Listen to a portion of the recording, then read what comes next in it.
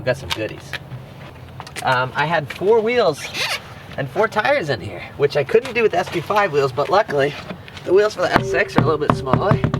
I had to put one in the front seat, but 4 275s and 4 225/35s with wheels all fit in the SQ5. Before we get these wheels replaced, however, we have to go visit the man, the myth, the legend, Billy. I'm generally a peelers guy, but the RS5 rotors have that concavity. Like this. That you just can't find in the peelers for whatever reason. So, RS5 rotors it is for the S6. We need concavity. Huge shout out to Billy for mounting and balancing the wheels and tires. Let's get them on the car. This whole factory air ride thing is new to me. I have to put my car in wheel change mode in order to jack it up. Otherwise, I guess if you turn it on, the bag will overinflate and explode. A lucky thing for me is this car actually came with a wheel lock, or rather the wheel lock key. My GTI did not, and that was a fun problem to solve, but this one did. Remember, you never want to use an impact on the wheel lock key, because if you shred it, then you will be in big time trouble. I guess these haven't been off in a minute. There we go.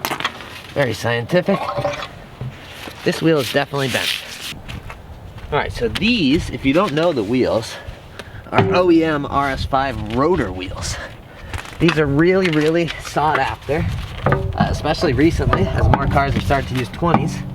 But, if you can't tell, these clear the brakes better, and they're also a more aggressive offset, so they're going to look much better.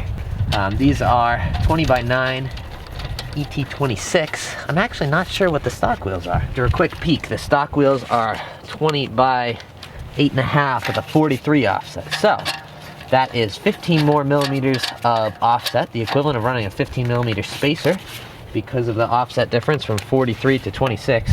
And if you're actually doing math, that's 17 millimeters, not 15 millimeters. And then, if I'm not mistaken, half an inch is about 6 millimeters, so a 1/4 inch poke would be another 3. What's a 1/4 of an inch in millimeters? Oh, 6 millimeters, I apologize. So, from the offset alone, we are getting 17 millimeters of poke. And then, because the wheel is a 1/2 inch wider, it's poking out another 1/4 inch, a 1/2 inch on the inside, 1/2 inch on the outside, and a 1/4 inch is 6 millimeters. So this is the equivalent of running a 23 millimeter spacer. I think it's gonna look pretty good, and from what I've seen on the internet, this setup should work no problem. Now keep in mind the S6 is more narrow bodied than the S7, so we do have to be mindful of that. However, we should be in business with this. So let me drop it down, we'll torque the wheel down, we'll see how it looks.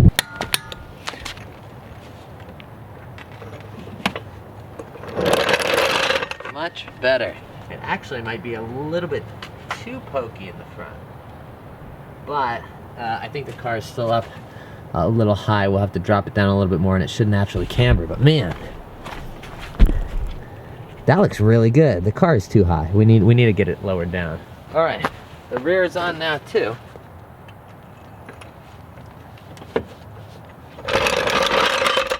Now I say we start it and let it settle.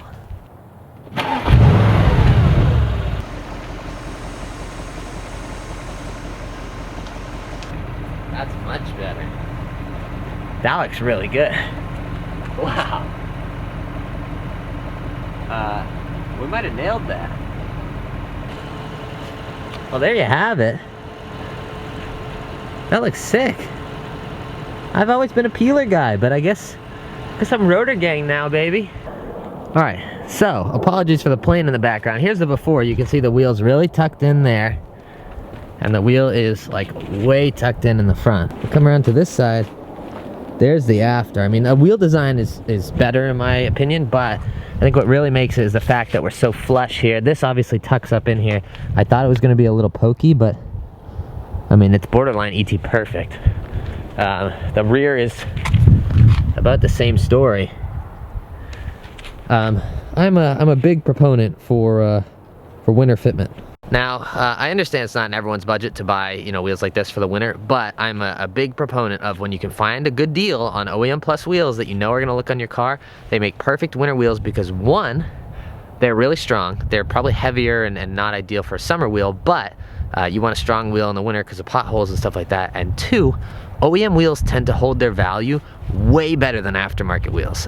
So, you know, like a set of S5 peelers, like what I had on the S4, that's a more aggressive offset. It fit the car better, and for what I bought them for, you can almost always sell them for what you bought them for. Especially when you find something like an RS5 rotor or an S5 peeler that they don't make anymore, generally the value of them will either go up or stay the same. So it's almost like, it's kind of like putting money under the couch cushion, and then if you needed to, you could sell them. Obviously, you lose out a little bit on the tires, and you lose out a little bit on the mount and balance, but if you could find a set with good tires, then you don't have to worry about that, and it's kind of like putting money under the couch cushion, and eventually you'll make your money back out of it.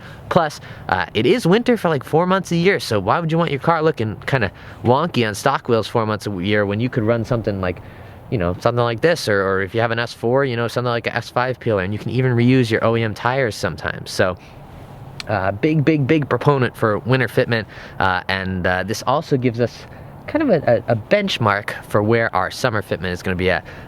I think this is almost perfect fitment just as is, though. I need to do the VAGCOM drop. I actually don't know if it's dropped already. It sits pretty damn low, so I'm not sure if that's just because it's in dynamic or if it's going to be lower. But let me get the other side done, and I'll catch up with you guys in a little bit. Day 2. There were some people, it's really cold out, so apologies for looking like this.